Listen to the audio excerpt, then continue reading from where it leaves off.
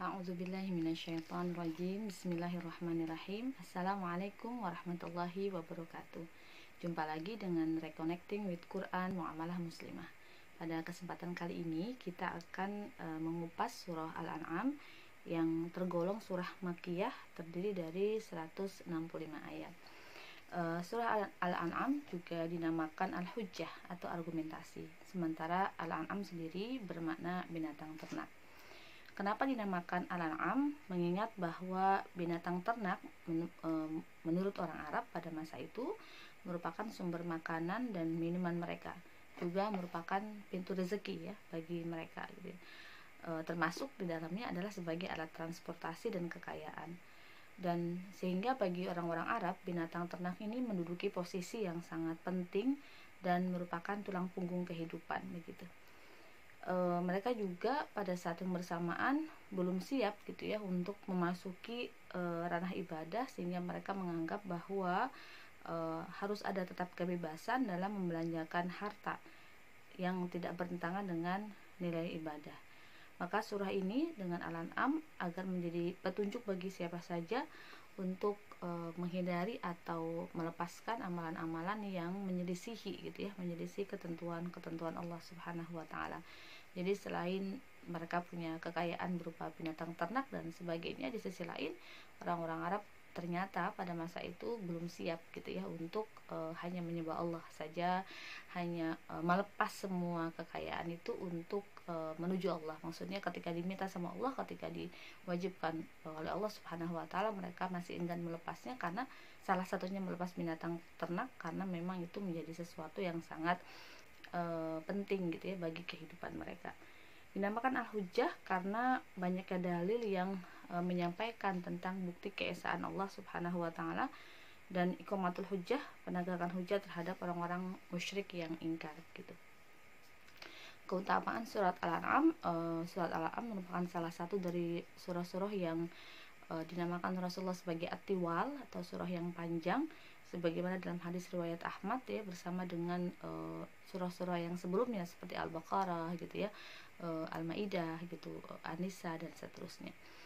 Nah, berikutnya keutamaan lain dari surat Al-An'am, Jabir radhiyallahu anhu mengatakan ketika surah Al-An'am turun, Rasulullah Shallallahu alaihi wasallam bertasbih kemudian bersabda, sungguh surat ini dikawal oleh para malaikat hingga langit tertutupi karena saking banyaknya mereka. Dalam hadis riwayat Hakim. Masya Allah, jadi ketika surah ini turun, Allah Subhanahu wa taala memerintahkan malaikat mengawalnya sehingga langit seakan-akan tertutup karena saking banyaknya jumlah malaikat yang mengawalnya. Lalu kita bahas sekarang keselarasan antara awal dan akhir surah. Surah yang penuh berkah ini dimulai dengan pengingkaran ya yang dilakukan kepada kaum musyrikin, karena mereka ternyata condong untuk menyembah tidak hanya kepada Allah tetapi kepada Tuhan-Tuhan yang lain. Dan di akhir ditutup dengan petunjuk Allah kepada Nabi Muhammad SAW untuk mengingkari perbuatan orang-orang kafir tersebut ya. Di dalam surah Al-An'am ayat 164 Allah Subhanahu wa taala berfirman, "Qul aghirallahi abghi rabban wa huwa rabbu kulli syai'in." Katakanlah Muhammad, apakah patut aku mencari Tuhan selain Allah, padahal dialah Tuhan bagi segala sesuatu. Maksudnya bagaimana mungkin gitu ya aku beribadah kepada selain Allah sedangkan dialah Rabb yang menciptakan segala sesuatu, langit, bumi dan seluruh alam semesta gitu.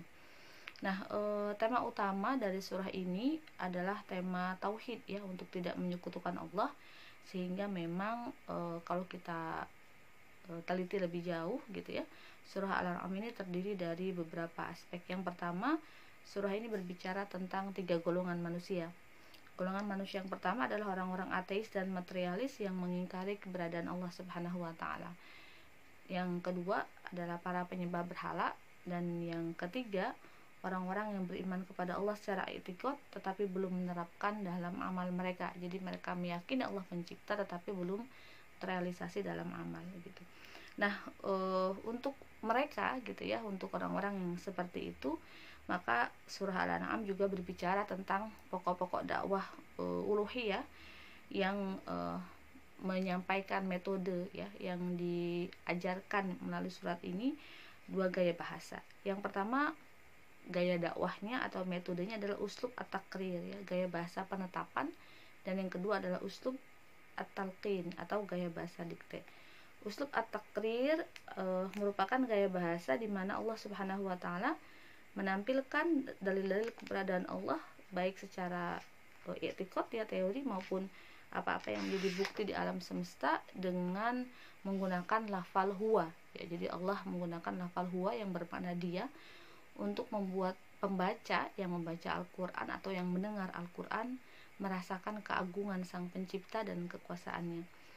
Nah, lafal huwa ini di dalam surah Al-An'am diulang sebanyak 28 kali ya, di dalam ayat 2, ayat 3, ayat 13, ayat 14, dan ayat 17, serta beberapa ayat yang lain. Itu uslub at-taqrir gitu ya, yaitu uslub untuk mendakwahi orang-orang kafir, baik itu ateis, penyembah berhala, atau orang-orang musyrik dengan cara penetapan begitu. Yang kedua adalah at-talqin, yaitu dikte ya. Maksudnya apa? Rasulullah SAW menyampaikan hujah kepada musuh, dan hujah ini dengan gaya bahasa yang menggunakan qul ya, katakanlah. Disebutkan secara berulang di dalam surah Al-An'am sebanyak 42 kali. Di dalam Al-An'am ayat 11, 12, 14, 15, dan seterusnya. Nah, dari sini surah ini juga menyebutkan ayat al-fasilah atau ayat pemisah yang menunjukkan tanda-tanda kebesaran Allah di alam semesta yang dapat dilihat. Tetapi apabila hati menjadi buta, mereka tidak mampu mentransformasi apa yang mereka lihat menjadi sebuah keyakinan, sebagaimana di dalam surah Al-An'am ayat 104 ya.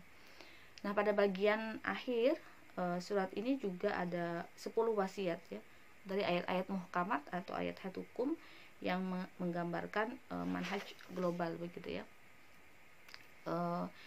Dan terakhir disebut bahwa nilai manusia di sisi Rabbnya itu sesuai dengan ketakwaan yang dimilikinya gitu ya.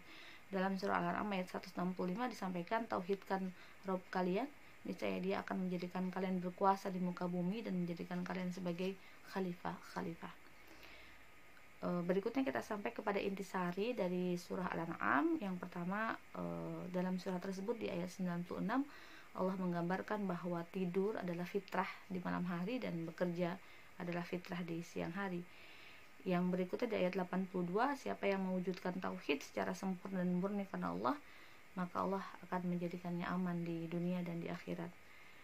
Yang ketiga, banyaknya jumlah tidak akan menjadikan dalil atas kebenaran. Jadi mengikuti sebagian besar orang bukan berarti sebagian besar orang itu benar gitu, tapi justru harus benar-benar membuktikan bahwa apa yang diyakini itu sebuah kebenaran, bukan hanya gara-gara dia diyakini oleh banyak orang begitu.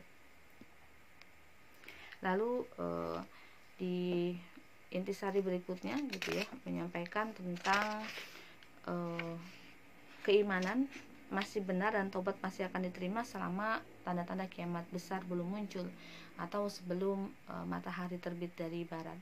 Sebelum itu maka orang-orang yang ingin kembali kepada Allah Subhanahu wa taala akan tetap menerima mereka begitu ya. Rasulullah SAW di dalam surah Al-An'am ayat 158 ya.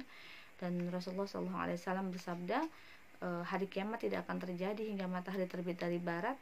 Apabila matahari terbit dari barat dan manusia melihatnya, maka mereka semuanya akan beriman, dan itu adalah waktu di mana keimanan tidak bermanfaat bagi seseorang. Jadi kalau sebelum matahari terbit dari barat tersebut manusia belum beriman atau belum beramal soleh, maka setelah matahari terbit tidak ada lagi kesempatan untuk itu.